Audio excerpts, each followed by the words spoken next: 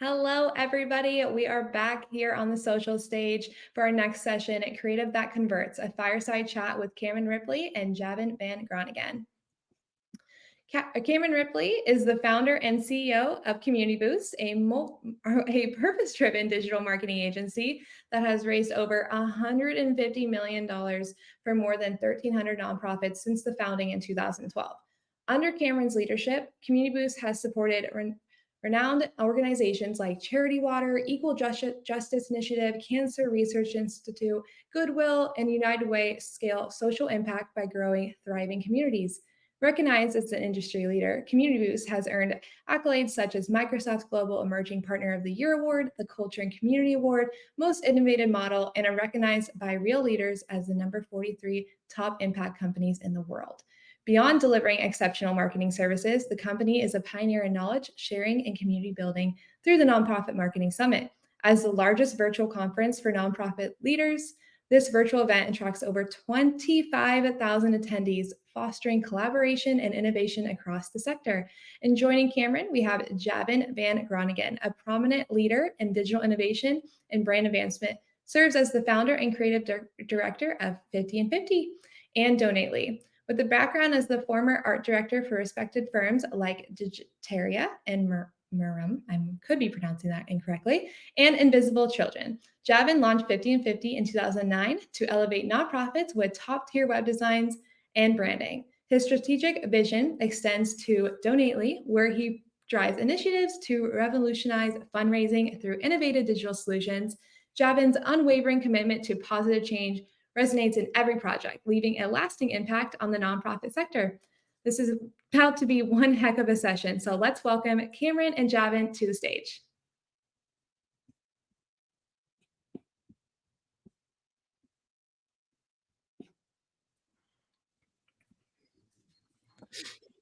All right, hello.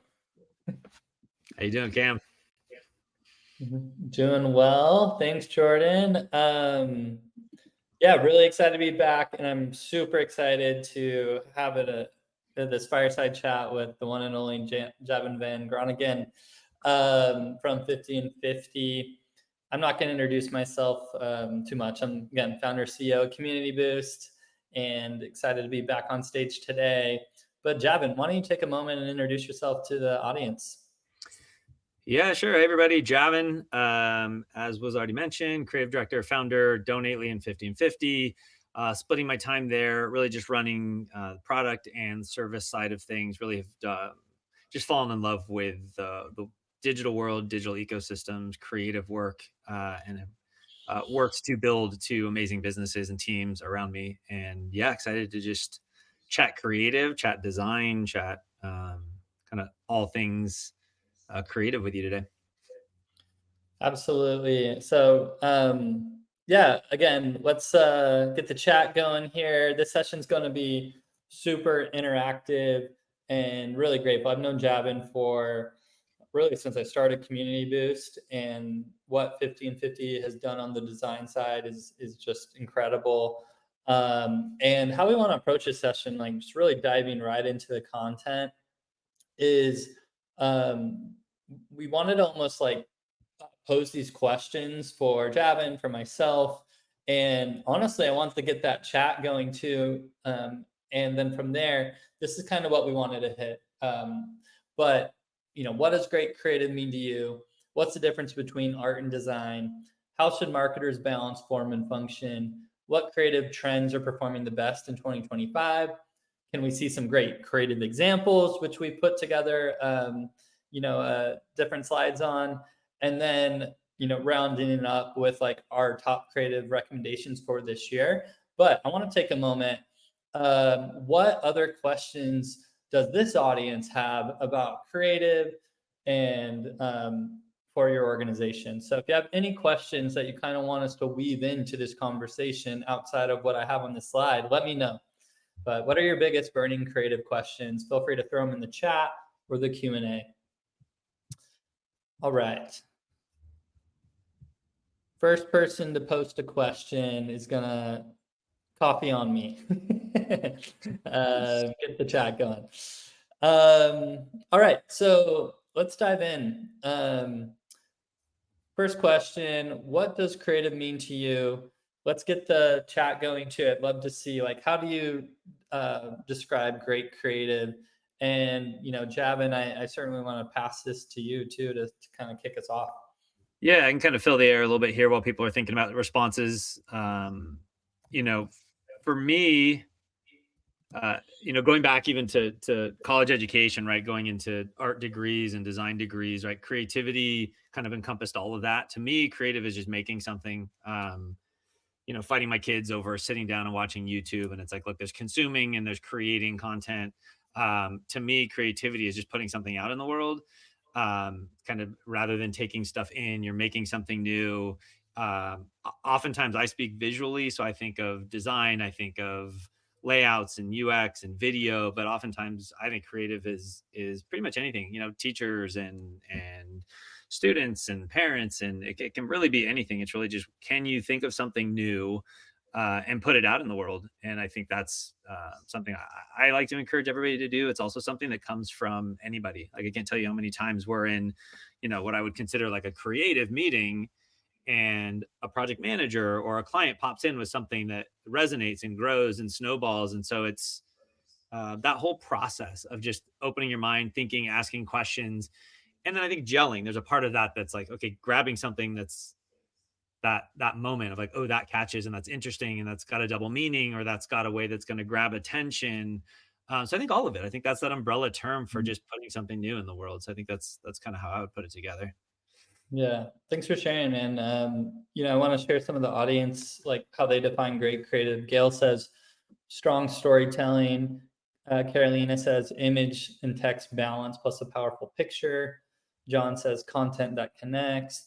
Tooney says, I feel like I'm opposite of a lot of people here. I went to design school and have no marketing experience at all, so I'm trying to learn more. I bet you know what great creative is more than you're sharing here. Trevor says great creative is everything.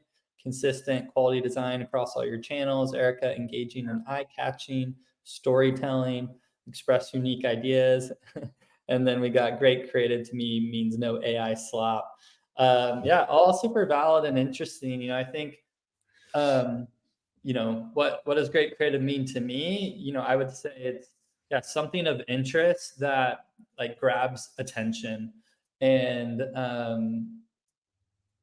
especially this being nonprofit ad day, right? It's like nobody is choosing to look at ads again. They're choosing to consume things that are interesting, whether it's an image, video, piece of art. But yeah, thanks, Javin, for your thoughts there too. And let's move on to the next kind of conversation piece. Well, actually, kind of back on this creative idea, right? In the opening session, we talked about which ad do you think is the best here from a design perspective, and the answer was really nobody really knows, right? Let the data decide. That was my point as a performance marketer. And so, we're not going to analyze these in this session, but Javin, I kind of wanted to talk to you about that idea, right? I'm a performance marketer, so I'm like, let the data always decide. But you're a designer, right? And you have a little bit of a different take here too. So I was curious your take on that concept. Yeah. When you brought that up, I was like, well, let's talk about that a little bit, like how we want to discuss that, right? Because few things, right? Data attribution is tricky. Even if you are going to say data, data for what, right? Data for getting a short-term donor. You might have an ad that wins, but an ad that hurts your brand.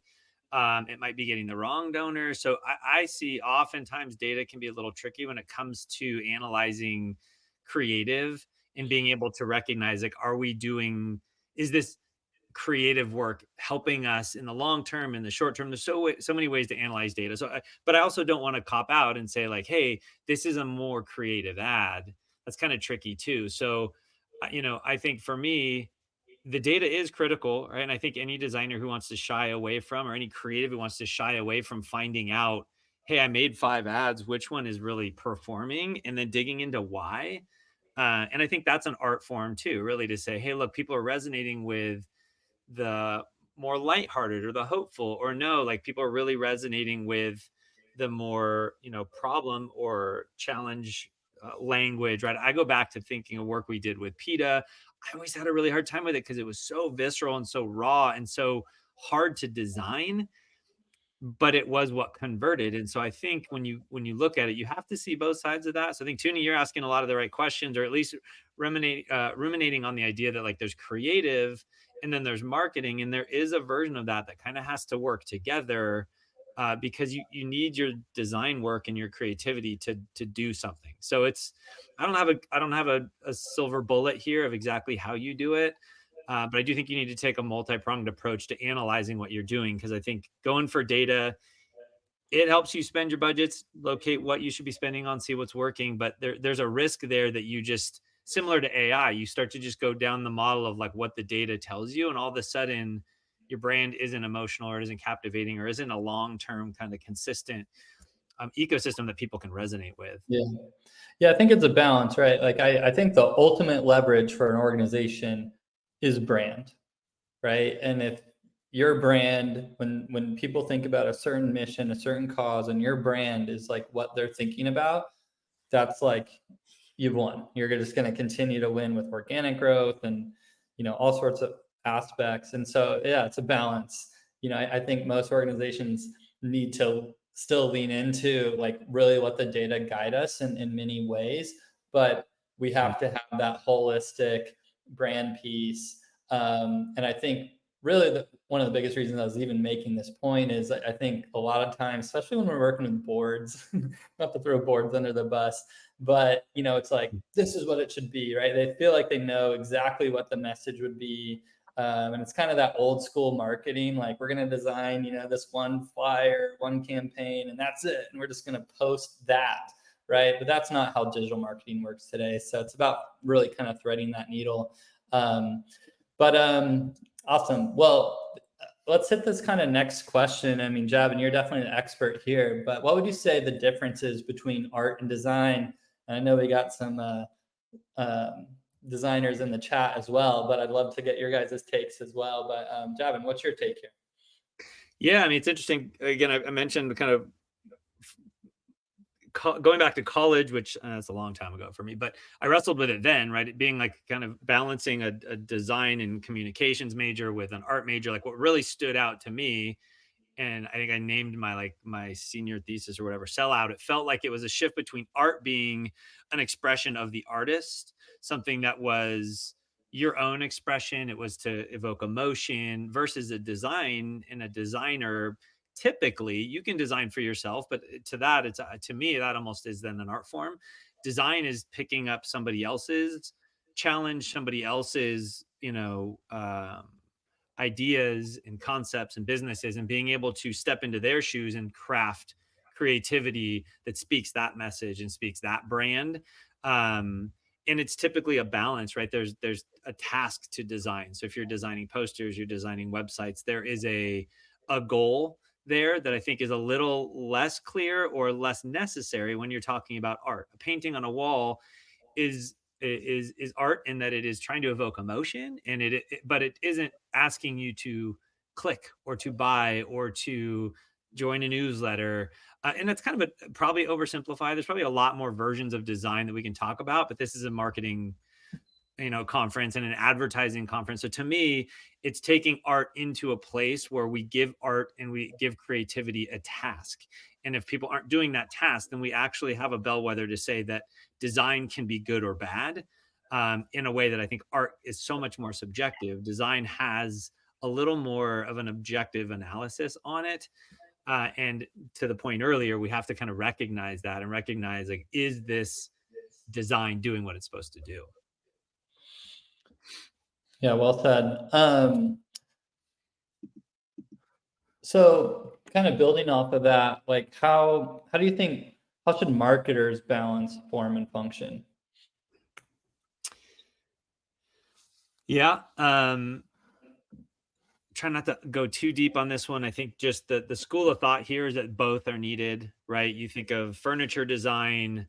The typically when I'm explaining this, the easiest analogy to me is designing a chair, either a chair that is really cool looking and really uncomfortable to sit in, but looks awesome in your living room, or you've got a big lazy boy that nobody wants to look at, but it's super comfortable and it reclines and it's got a cup holder and your remote. Like those are the two extremes when, if you're not doing them both together, you can recognize the pros and cons, right? So I think balancing form and function when you're talking specifically about design when it comes to advertising is both of those things, right? So when I think of form, I do think of the storytelling. I think of the connection to your brand, your messaging, your tone, the people you're putting into the videos. And then when I think of function, I think of the task that that design has. So whether that's a click through rate, or that's an engagement activity, or a sharing function, getting people to download content, that becomes the function. And you have to balance both of those out, right? We have to get to a place where we can make an emotional connection and have that be engaging enough for people to respond to. But then it has to be clear and concise and organized. And I'm going to speak in a couple hours here about some of the details on this, on like speed and clarity and all the pieces that are critical to add functions and that whole flow for a potential donor journey. Um, but it has to be both, right? And we love using the phrase that creativity can help you punch above your weight. And that goes back to that form side of things, where it is really like, if you come up with something catchy and interesting and fun, like it's almost like a intangible element of what it is you're doing that will drive the function forward. So doing it well, when you see it done well, I mean, you'll see it perform, and it's noticeable. Hmm. No, it's powerful. I'm curious too, if whether it's clients or just organizations in the space that you've quote unquote seen punch above their weight with creative. I don't know. Yeah, just any examples of campaigns there, and if anyone in the chat has kind of spun up a campaign they're proud of that got some really interesting traction, feel free to share that too. But Yeah. Yeah. I mean, punching above their weight. I mean, I think typically that's probably subjective in terms of um, how inspiring and creative it'll be for this team. I know we have a couple examples, and the examples are definitely not, they're big hitters, right? We're talking about some cool stuff that Charity Water did and Save the Children. And so those are organizations that definitely aren't in the world of punching above their weight. In terms of kind of smaller organizations, I think back to um, some work done in the documentary world. I think of Blood Brothers, which was a documentary that came out that was just really powerful, creative, around somebody traveling the world and going to orphanages in India, and the storytelling components of that it was just one person who traveled the world, but to get his face on there, to get the communication of what he was doing, there was no business behind what he was doing, but the storytelling of where he went and that he put his life at risk to go and support kids in a hospital in India, and the stories he was collecting, it was just raw and real. And that for him was that advantage. I think you got to look at kind of your unique value proposition. If you can get that content like nobody else can, put your best foot forward. If it's a really personable CEO, get their face on camera. If you've got a couple really beautiful stories of change, I think of Curebound, which I think is one of the examples I give later. What I think is so powerful about what they do is they just tell really powerful stories of families fighting cancer, and you just can't not be moved by meeting the people and the science and the research that's changing their life. It's those little pieces that we say like that moves you. You may be small and you may not have a large donor or a large partner to kind of build credibility for yourself, but those testimonials and those stories are going to help you do that. yeah, no, you hit on some like super interesting concepts, and kind of even building off of that, of this idea of the kind of some of that longer form creative, right? Which I know we're highlighting a lot of quick video type of creative, and how that often works. But some of those deeper connections, that's true art, that's true creative.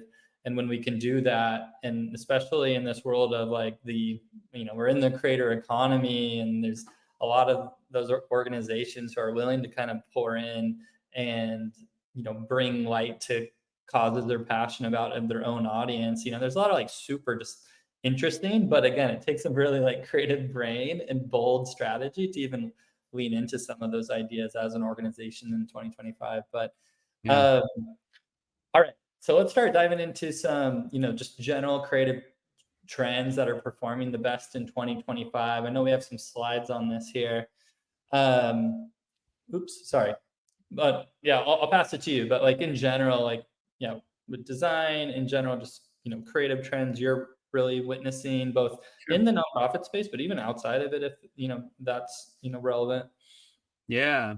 I mean, yeah, I'd start with just the adaptation of advertising to the way in which people are consuming content. So you think of reels and you think of talking head videos and just the hold your phone in front of your face type of conversations. I think you and I have already kind of talked about this a bit, just how strong the performance has been in that space, really moving away from overly polished.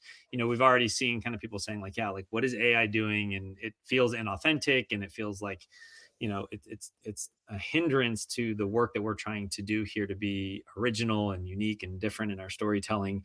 And I think that kind of low, not necessarily low quality, but under polished kind of um, lacking that kind of overproduction has been performing well in a lot of the campaigns we've run. You polish stuff, and I think the easiest thing to understand is for me, and kind of a big shift in my mind is when you realize like text emails outperform marketing emails so often, and you realize exactly what it is. The minute you see these high polished graphics and visuals, you're being marketed to versus having a conversation. And so it's crazy to think it's really lowered the bar for everybody because nobody wants to be marketed to.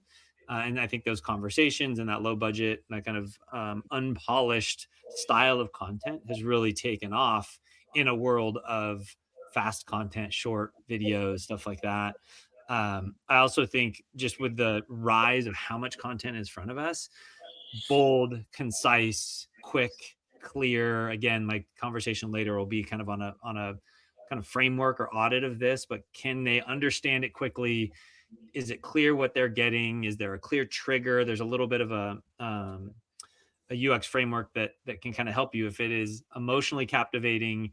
The person has the capability or the ability to respond, and there's a trigger. Like how quickly can we do that? I think that's come down and down and down to where it has to be really clear, really quickly.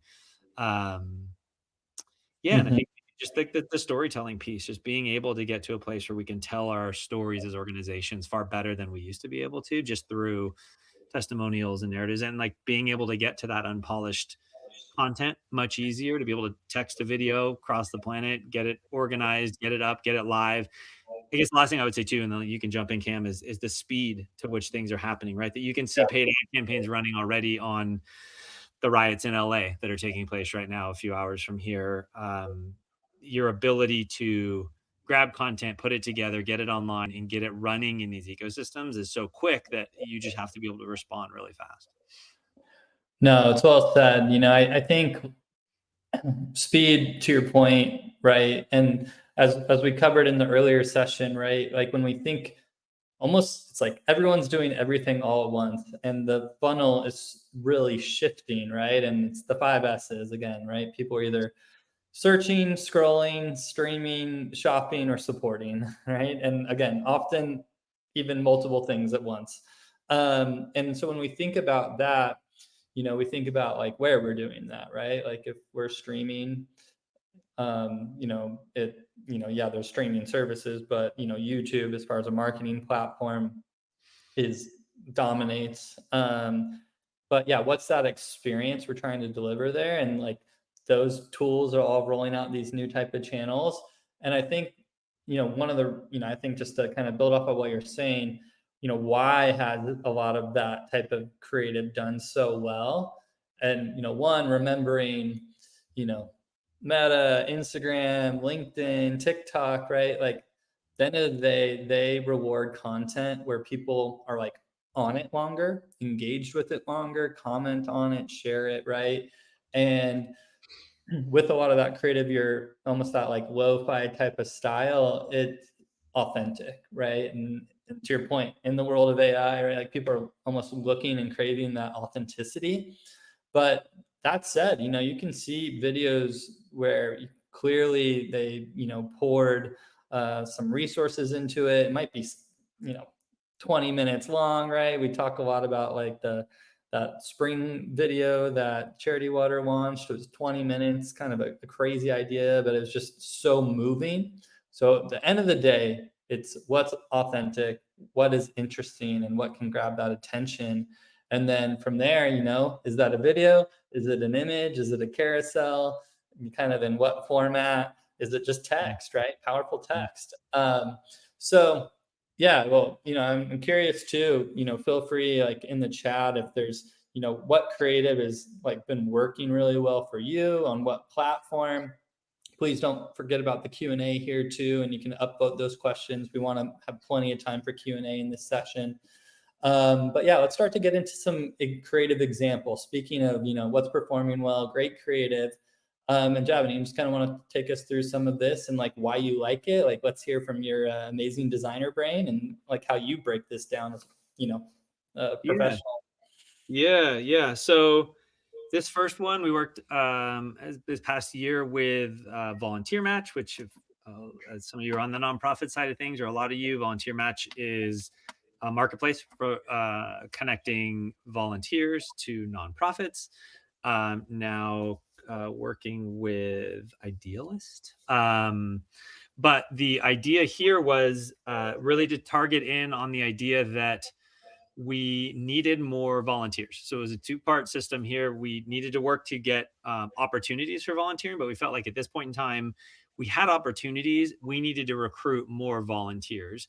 And rather than diving into a campaign that really focused on like, hey, find your perfect match or find something that suits you, like we kind of went the technical route with a lot of the design work and really felt like, hey, we need to go back to the core of what it feels like to volunteer. If we really believe that volunteering feels good, we changed it around to say, look, it's not about who you're volunteering to. It's like who actually gets the best out of this relationship. When you volunteer, do they win or do you win? And so we played on that idea of how it feels and how what that feeling is when you volunteer. So the campaign was Get That Grin, the idea of just like what it feels like when you're done doing something good in the world. And then we played on that, right? Different channels, different, we went towards kind of the corporate side, get that, role model grin, get that love my job grin, get that good culture grin, get that, better together, how it feels to be with friends.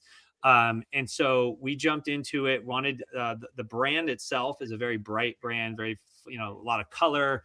And so we went into the market really trying to get the scroll stopping effect with the visuals. Wanted to use something a little outside of their brand to kind of make it feel a little more personal. So we've kind of brought in the kind of hand-drawn part. I think we got another slide of a few more pieces of creative, Cam, but and then this is kind of it expanding a little bit farther, right? So you'll see some of this, right? We had to test it. So we had to get, was the Get That Grin working. You see the one in the upper right corner to get the, I belong here piece around this idea of corporate and finding other employees that maybe have that same opinion and desire to volunteer. But then we got a little more technical, a little more, hey, here are ways to get that grin. Here are the steps. Here's what it looks like. And kind of tested all of those from a performance perspective, right? And we saw big stats on which particular color worked better, which was like, why does that matter? I don't really know. But for whatever reason, the orange and green were stopping people and getting a lot more engagement. So we were able to shift in that direction. And some of the, the original idea was less effective than the one in the upper left corner, the volunteer match, right? We took that creative and said, well, look, maybe we're going too far down the rabbit hole. Let's back up and test just what is volunteer match, find an opportunity that fits you. And so really critical to get the creative out there and then test it and really lean into on this one. What we felt was so important was the what's in it for me. We oftentimes forget that we have a mission, which is very different from the problem we're solving for a donor or a potential volunteer. So for this campaign, we really wanted to lean in on that idea that this is better for you than it is for the people you're helping. Super well said. You want to hit some of these stats? Yeah, I mean, I don't know. I'm so mixed on stats. I'm a creative guy. Like they matter. So people want to see ROAS and whatever. Yeah. Like to me, I think we can skip past it. If we want to go back, I mean, it's proof that it did what we shot out. Well, let's post in the chat. What would you rate Javan's campaign here? Scale of 1 to 10. If not 10, I can take it. I'm a creative. If you don't like it, that's totally fine. Any feedback there? And then take us through some of your thought process with CureBound. Got a solid 7 from Amante.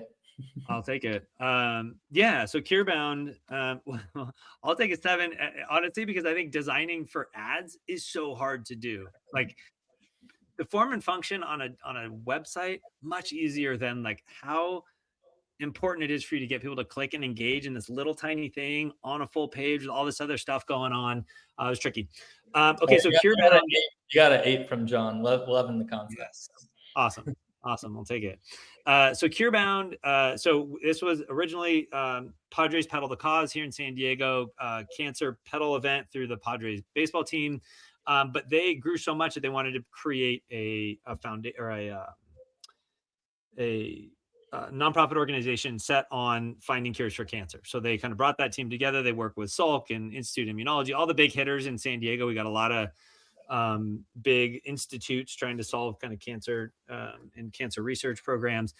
And so we did a lot of campaigns with them, you know, filling seats, getting people to the events. They do big concerts. And the end of year, this was their end of year campaign. We said, okay, let's go back to all the people we've reached out to and let's bring in this idea of just doing an end of year gift. And how do we do that? A lot of these people have been hit all year. They attended an event, they sweated and rode and ran a 5K. We already hit them up to do a concert. They went and saw either Alicia Keys or I think, you know, year over year, they've had these top celebrities at their concerts, but this was just an end of year campaign. So I was like, look, we don't want it to be too pushy because we've hit these people over the head. We do want to get it out in market, but we want it to just be a relational end of year thing. And what, you know, family matters. What do we care about? And why does cancer get in the way of that? And really the idea that we came up with is that cancer doesn't care. And that's why it's a problem. It doesn't care about friends. It doesn't care about family. And we really leaned in again on that emotional connection to those moments in your life, to not just harbor finding a cure or push too hard on the tactical, this is what we're doing, which nobody wants to hear during the holidays. It was like, no, you know, cancer doesn't care that seat at the holiday table or at your dinner table is empty. Right. And it really just drew this juxtaposition of like what we care about and why we hate cancer so much and how it hits home to everybody. So if you bounce to the next one, you'll see the examples of that. And we just tried to find as many examples to resonate with people as we could. You know, whether it's around friends or whether it's about the sleepless nights or her first haircut or first steps or first day at school. And then again, some of those were a very creative execution. So we also had like, hey, give hope this holiday, donate now, every gift counts. You know, we had all those worked in too. Like I said before, as a designer, you have to roll out all those pieces and be willing to say, hey, this might just be too much as a paid ad. And we need to let the data tell us what it's doing. And then click on the play button, Cam. We'll see if that runs. It shouldn't do audio. Oh, it does. It doesn't matter. Thanks. So to the question earlier around Canva and like making some of this stuff video, I think you can do some of that without having to go high budget video. This is just really helpful at capturing the concept, not hard to do. So for those of you feeling like video has to be over the top, you can simplify this down and at least get the animation pieces in that help draw attention. There were some pieces here too where we did video that was storytelling, but you'll have to sit in on the next session to see those. I didn't put that one in here, but that's also a big part of it. No, I mean, I hope you're seeing some of these comments. Like this campaign definitely resonates, right? And I don't know, yeah, you see this and you just can feel what the organization's about, right? And that's incredible. And kind of on the topic of year end, you know, I think, you know, my feedback as kind of the performance marketer, it's all really solid, especially as we continue to get a lot of this different creative and we want to be as top of mind as much as possible during that period. Yeah. I think the only thing, like sometimes we see a lot more success than we thought is kind of like, it's almost pre-year end, but almost like adding in some additional like gratitude ads. And that's purely what they're about, is like thanking them for being a part of the like CureBound community, et cetera. Those actually, as we can build up like in meta ads, this engaged audience, then we start to hit them with like, you know, more of that, and then even more of the hard ask, and we start to tighten down targeting. So that's like the performance marketer in me, but I think this campaign's brilliant. And, you know, you can just, again, yeah, like truly feel what the organization is about. That's a great video tip. Yeah, keep the comments coming, keep adding to the Q&A. But yeah, thanks, Javin. That was, Yeah. it's, oh yeah, here you go. It keeps breaking down further into the campaign. Yeah, let's skip this for later, right? This was the landing page. We're going to talk later about how to stop that drop from a campaign to a detail page, and what do we do on that landing to make sure it converts. Let's save that one for later if you guys want to jump in on that session. I'm going to unpack this a little bit more and what we learned. Yeah, Javin's doing a whole session today. He's put a ton of thought into it. Highly recommend you tune in. And then, again, what are some other great creative examples? We talked a lot about short form video. I just kind of wanted to throw in some stats here. This is from Neil Patel, who we were grateful to have speak at the summit. And from a just large survey of like where ad budgets are going, not just in the nonprofit space, but in like advertisers, period. And they're going into short form video for a reason, because, that's where the returns are. That's what a lot of, where we scroll is prioritizing, all the social platforms, and they work. And we're seeing it more and more. Here's just a couple creative examples we run. And I wanted to show these because, right, they're not overly, I'll turn off the audio so we can comment over it. But, it's just got a fun, again, this is almost like that TikTokification of social media. And they just get more engagement. They just get rewarded on platform. We might have a tight little bit of a lag here, but you can really just see in action what being a part of All Hands and Hearts is about. And as we get engagement, we continue to follow that by even more hard ass, but almost like showing how to actually donate on the site, and perform super well. I didn't add videos here, but you can kind of, these are videos, right? But it's just Camp Kesem in action, really hopeful, joy-filled, and you just kind of can experience what this organization does for the people. It's the kids that it's helping within the mission. So I know I'm hitting this fast because we got a lot of other content too, Javin, I know you wanted to hit, but just none of these are like overly professionalized, right? These were all shot on the phone and just kind of put together like in a TikTok or, in one of the tools, right? Yeah. So yeah, you want to hit the save? Jump through these. I mean, this one, it was way back, but just really beautiful. I love that it took advantage of this trend of people doing those like 1 second videos, like a whole day of a second a day videos. This was one that was emulating a refugee or a Syrian kid. And it starts cute, starts with a birthday, and then every day it gets crazier and crazier, and then they're running and there's bombings, and then it ends with her birthday again, but she's in a refugee camp. It just was so powerful. Much more high polished, beautiful. Check it out if you haven't seen it. Most shocking second a day video. I won't get stuck on that one because it's a great example though, and also like leaning into these trends that happen into social, but like leaning in with a powerful story. Yeah, this one I love. Just Charity Water. Their ability, they just took the haters online and just put it front and center, and I just thought that was a really creative way to go after their base. They had a really strong, really educated base that really, when you say this, it's so easy to break that apart and be like, this is not how this organization works. So it's a really cool, just talking head person on their staff, showcasing, hey, that's not how it works. And hey, like by this point, everybody should have clean water. And it's like, yeah, that's why we exist. Like they took it, flipped it on its head. I know we did a lot of work with a Game Changer documentary too. And we did a lot of that. People got so mad that this movie was about plant-based protein and how you can be a world-class athlete with plant-based protein. So people were so mad about it that we're like, yeah, let's just feed ads straight into that debate, because that press is perfect. Like this is exactly what we want to do, is start to engage that conversation. And it practically was viral on a couple paid ads. So sometimes you lean into those comments because you can win them over. And last one I put in here just because I think we often get stuck not realizing that there's a kind of goes back to like what's in it for me. It's literally just a shirt, but I just thought it was so beautiful and how simple it was. This idea that speaks to the person.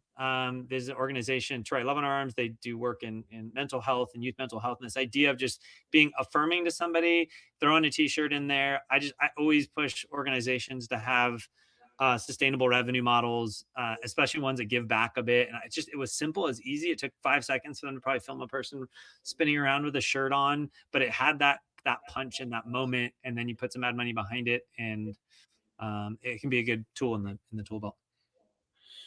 Yeah, no, great examples. And yeah, Community Boost, we've been honored to support both those missions. And obviously, like Charity Water, we reference a lot, and they're just kind of a best in class creative shop. But it's a testament, though, when you really do take the long run of building brand, it's just incredibly powerful. And yet, yes, some of their content is, with some significant investment, but also they will move fast and lean in, and they're not afraid to be bold, right? And they're not afraid to miss sometimes, which they've just done so many cool, different things over the years. There was I think a kid who wrote in a note and donated I don't even know, it was like $5.13 or something. And then they ran a whole campaign around it, right? And encourage everyone to give that same amount, right? And they just move fast and aren't afraid to, take chances.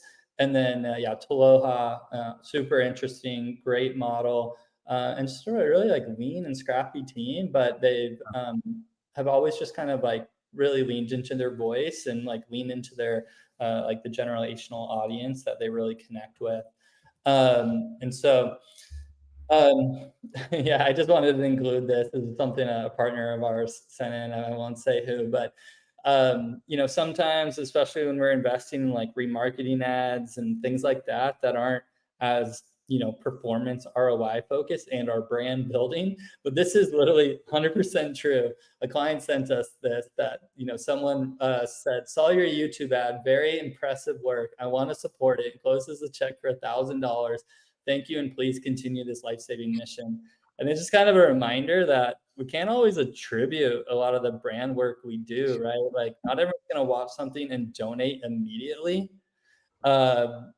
Because again, they're searching, scrolling, streaming, shopping, and supporting all at the same time constantly. And that's just what's online, not, and so, it was a good reminder for us internally and why, some of those things like reach and impressions do matter.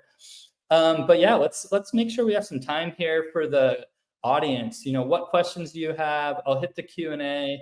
We'll take the last couple minutes to kind of share Javan and I's top 3 tips. But let me hit the Q&A thing here, Javan, and I'll just... Do we have time? We might have to be wrapping it, which we could take it to the QA table. I don't know. You tell me. No, yeah, let's go in here, and then I like to go until we get dragged off the stage. So Alyssa says, would love to know if there's data on the success of video versus photo-based ads. Video is just so time-consuming. Can we optimize static content to work? Yes, you can do both. Both can work. I would just encourage you, with the rise of some of the platforms, Veed and Riverside and Canva, which I'm not a huge fan of, but go after it. I'm just a snob about creative. It's a great tool. Yeah. Use those tools. Try it. Try to recognize video production has gotten much, much easier. You can do it. Do you have to? No. Video ads or static ads, photo ads, there's still there's a lot to glean from those and get from those. I think you can do both. I would just encourage you to try it. It's a little bit. Yeah, you definitely gotta try it. I mean, the data is clear for us that when we have that creative of long form video, it just performs better, especially within meta ads. And so to Javan's point, I know this was 30 minutes ago, so hopefully some of this conversation gave you some ideas that it doesn't have to be perfect on the video front, and you just gotta kind of almost TikTok it, piece it together, and create something a little jumpy under 30 seconds, and test that versus your static and see what works best. Then our next question is, Jordan, I hope I'm not taking your job. I know, you're just taking my time away to shine. I'll let you prioritize which questions you want to ask. Yeah, I mean, the next question is from Farah. They asked, would love to hear suggestions for how to productively and positively critique creative work from the non-communications/design people on your team. With everyone having access to Canva, I'm often having to give feedback or fix designs from my team. Yeah. Toss that one to Javan. Yeah, I mean, being on a creative team where we're hired to do this type of work, but then not be at the table indefinitely. Like, our idea is to give you what you need as an organization to run and succeed. But that's tricky, right? Because it's whoever takes that design work and that design system and that atomic design system, they have to be able to deliver, right? So, what I would say to that is a design framework, a brand guide, or samples that you can lean on. We typically do those on a quarterly basis and then hand them back and say, like, don't break that system, right? Don't allow for as much creative freedom if you feel like it's slipping apart and there's a lot of fixing you need to do. And that's exactly why I don't love Canva, is everybody is able to use Canva and put stuff together, but not everybody sees the font relationships, the contrast compliance that you need to be hitting. They don't know quite where to put the buttons, how big they should be, how to scale things. I mean, they sound maybe mundane, but it is really critical that that gets done well. So I would say either spend a little bit of time investing in either the brand or like quarterly assets with a team that's a little more high end when it comes to the design assets, but then those are templates that the rest of the team can then utilize. And then you have something to lean on. Is like, hey, look, we're not supposed to break those boundaries. We're not supposed to shift those or change that copy. And it's a little more objective versus subjective. Um, that's probably my high level answer. No, I think it's well said. I think building off of that is like, it's almost enrolling your leadership team into like the why you have this general direction and brand, but also hopefully your ED or CEO can give you air cover, right? Everyone's got limited time. Everyone needs to focus on their core responsibilities. Let marketing do its thing and get out of the way. And we're also going to test some things that are, a bit different. And here's why, because nobody ultimately going to really remember what we did 4 days ago. So it's just like, you got to get them to get out of the way, too, which I know is easier said than done. But Yeah. Okay, it looks like we have time for one more question. So the next question we have is from Carolina. What kind of ads perform better? Similar to the example you showed on an earlier talk of 5 examples with kids' pictures. Yeah. So if I'm understanding that correctly, it's kind of like at a broader scale, what type of things are we seeing work? I think one thing that's interesting, knowing Andy Ballister, who started GoFundMe and then is kind of doing an AI effort towards analyzing imagery. I was talking to him, and it's interesting, some analysis they've done on looking at fundraising pages that have converted, and like what would the imagery and visuals do we see working. And it was interesting, some of the stuff that they were learning was around the concept that like people in community was actually responding really well. So not just an individual in need or somebody who was representative of a uh, a donor or a supporter, but like community, people coming together was a big win that they were realizing was really beneficial for their for building out pages. And I would say that too, anytime we're running ads where they are human centric or from individuals on the team,